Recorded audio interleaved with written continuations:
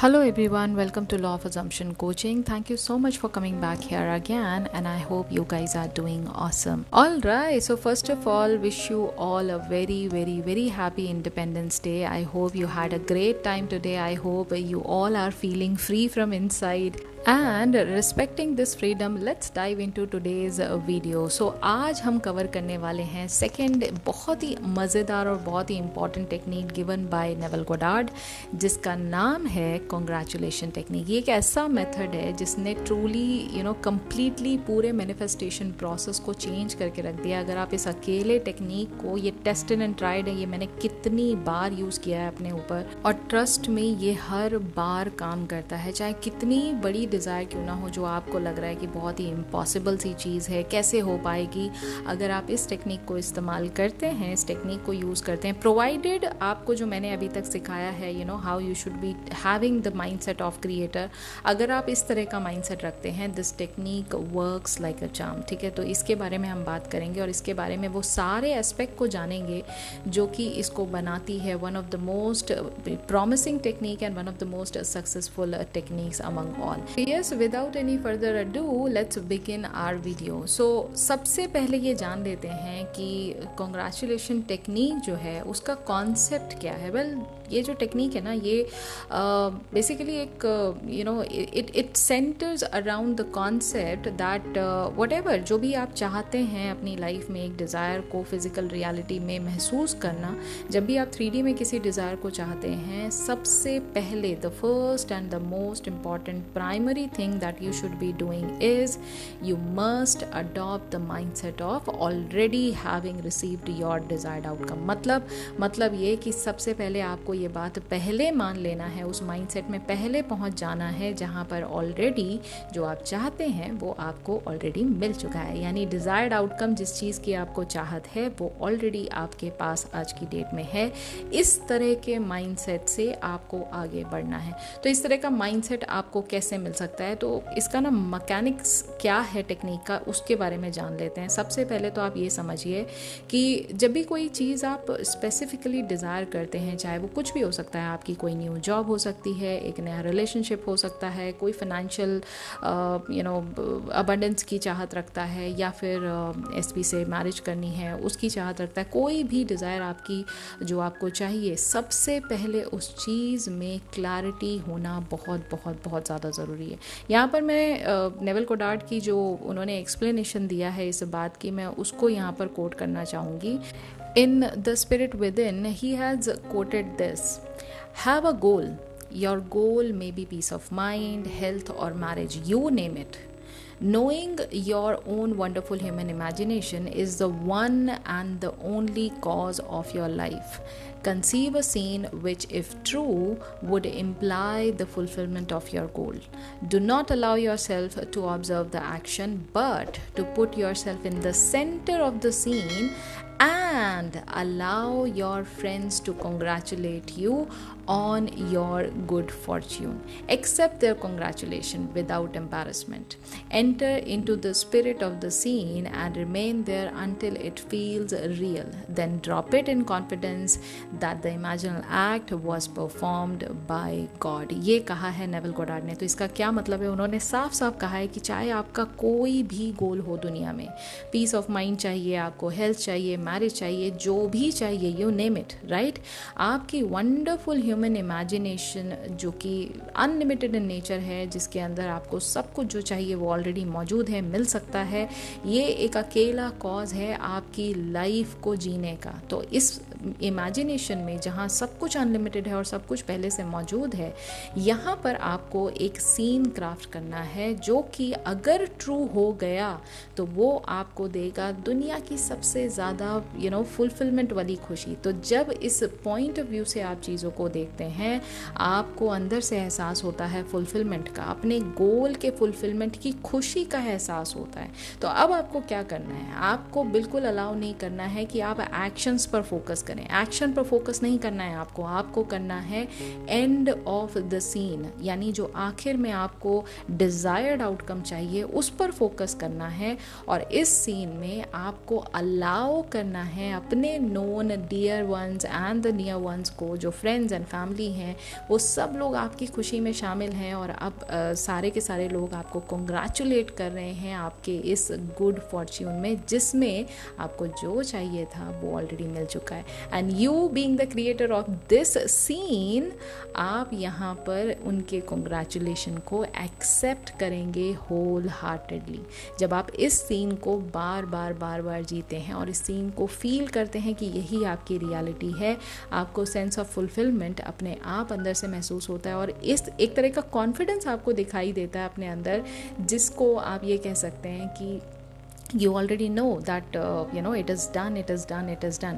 और अब इस इमेजिनल एक्ट को आप ये मान के चलते हैं कि it is perform by God, मतलब आपके सबकॉन्शियस माइंड ने ये परफॉर्म कर दिया है।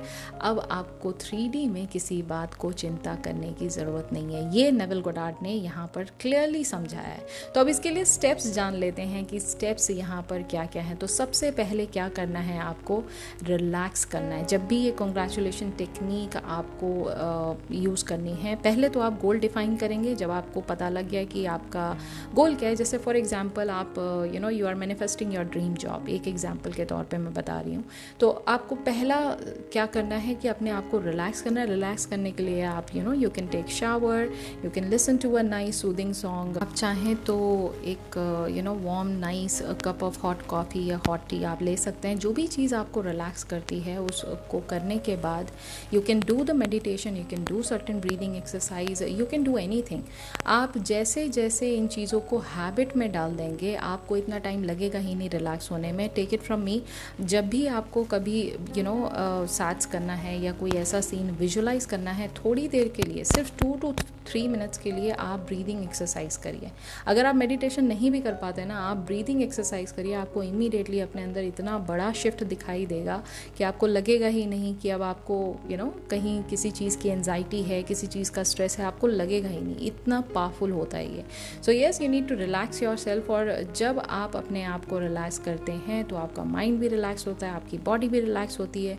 अब आप स्ट्रेट लोटस पोजीशन में स्ट्रेट बैक करके, जैसे लोटस पोजीशन में मेडिटेशन करते हैं उस तरह की पोजीशन में बैठ के बैक को हमेशा 90 डिग्री एंगल पे स्ट्रेट रखना है। और अब आप आंखें बंद करिए and close your self in a desired situation. जो भी आपकी डिज़ायर्ड सिचुएशन है, कुछ भी आउटकम आप जो इमेजिन कर रहे हैं, आप विजुलाइज करिए कि आप ऑलरेडी उस सिचुएशन में पहुंच चुके हैं, महसूस कर रहे हैं उस इमोशन को, और इस इमोशन को दिल से फील करिए। अपनी सराउंडिंग्स को देखिए, कौन कौन है वहाँ पर, कितने लोग आपके आसपास हैं जो कि आपकी खुशी में शामिल होने के लिए आपके सीन में भी मौजूद हैं।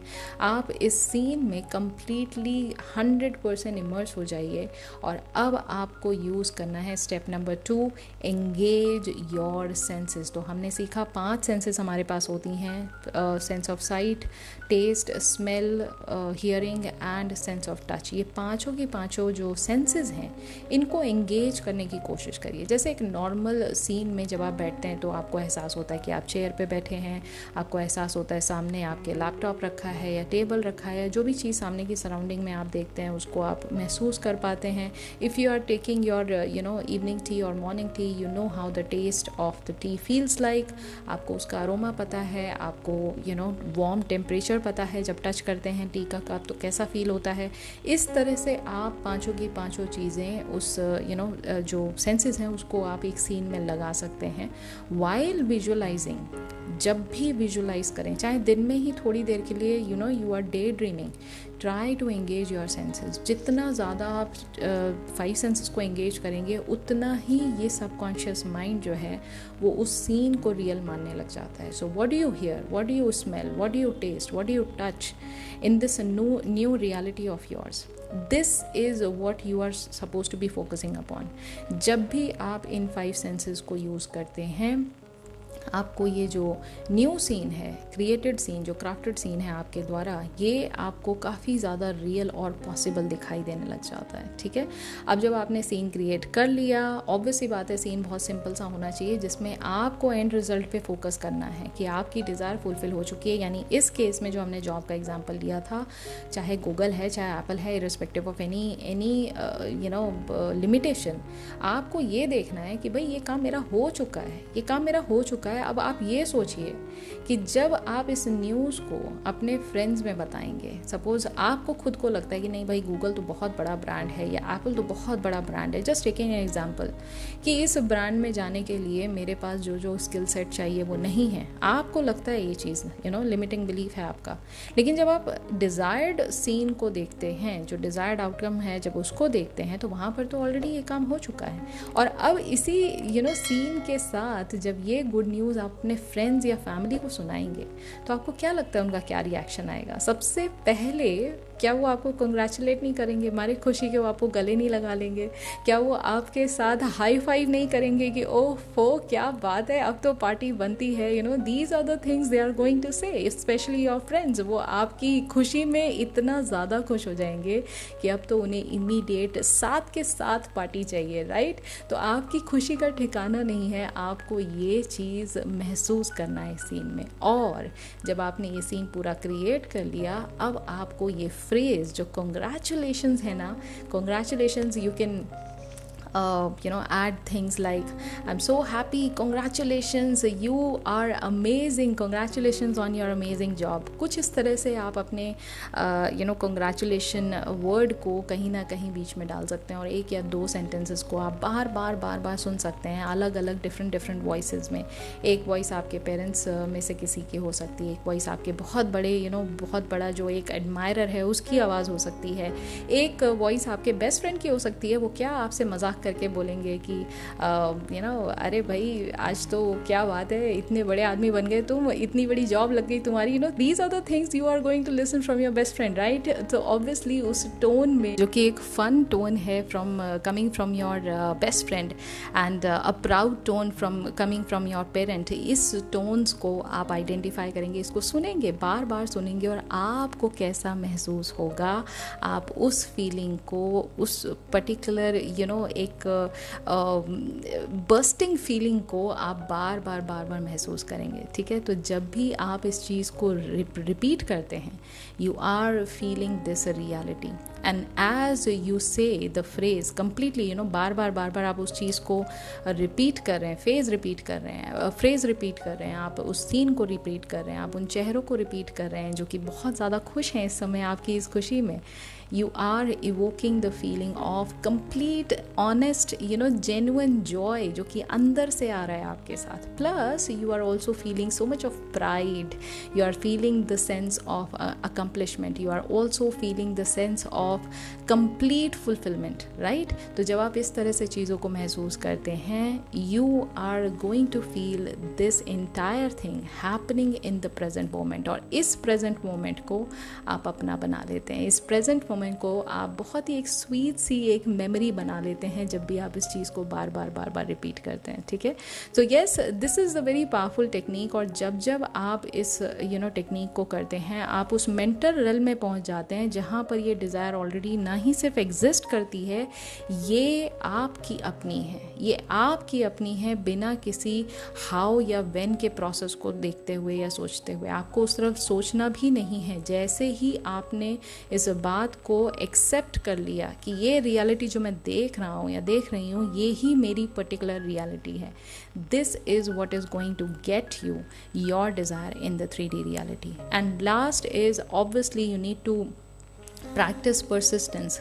होता क्या है ना, देखिए, हमें सारी नॉलेज हो जाती है। एक पॉइंट आएगा, आप इस चैनल पर से जितना भी चीज़ें आप गेन कर रहे हैं, उन सारी नॉलेज को आप अच्छी तरह जानते होंगे, समझते होंगे, लेकिन जब तक आप उसका प्रैक्टिस नहीं करेंगे, उसको अच्छे से एक लाइफस्टाइल नहीं बना लेंगे, खास कर परसिस्टेंस की जहाँ पर बात आती है, बहुत जल्दी लोगों के अंदर पेशेंस खत्म हो जाता है। 2 दिन किया, 4 दिन किया, 5वें दिन होता है नहीं यार कोई मूवमेंट नहीं हो रहा, लेट्स ड्रॉप इट, मेरे से तो हो ही नहीं रहा। तो जब तक आप इस चीज़ की इंपॉर्टेंस इंपॉर्टेंस नहीं समझेंगे कि persistence is the key. Repeat repeat repeat, no matter what you see anything in your 3D, you are suppose to repeat what you have decided for yourself. वो डिज़ायर्ड आउटकम आपका ही अपना है और उसी बात को आपने सत्य मानना है. इस चीज़ का परसिस्टेंस सिर्फ आप ही कर सकते हैं. इस चीज़ को आप ही समझ सकते हैं कि जब तक परसिस्टेंस चलेगा तभी मेरी जो 3D रियलिटी में जो मेरी डिज़ायर है वो मुझे साक्षात फिजिकल फॉर्म में दिखाई देगी. तो जब तक आप इस बात की इम्पोर्टेंस नहीं समझेंगे, कितनी टेक्निक ट्राई कर लीजिए, कितने कोचेस चेंज कर लीजिए, कितनी वीडियोस देख लीजिए, कोई फ़र्क नहीं पड़ता है, क्योंकि करता धरता आप ही हैं. You are the creator of your reality, right. So yes, ये थी सारी की सारी जो टेक्निक है जिसको मैंने अभी आपको बताया. I hope you have enjoyed the technique. मुझे अच्छे से पता है कि आपको काफ़ी अंदर से फीलिंग भी, गुड फील आया होगा अंदर से, जितनी बातें आपने मुझसे सुनी. और ये जो गेम चेंजर टेक्निक है, इसको यूज़ करने के लिए सबसे पहले अपने आप को उस माइंडसेट में लेके जाना बहुत ज़रूरी है जहाँ पर आप खुद सेलिब्रेटिंग मोड में हैं. अगर आप खुद सेलिब्रेशन मोड में हैं तो बट ऑब्वियसली बात है कि अंदर से तो खुशी बिल्कुल फूट फूट के बाहर आएगी, राइट.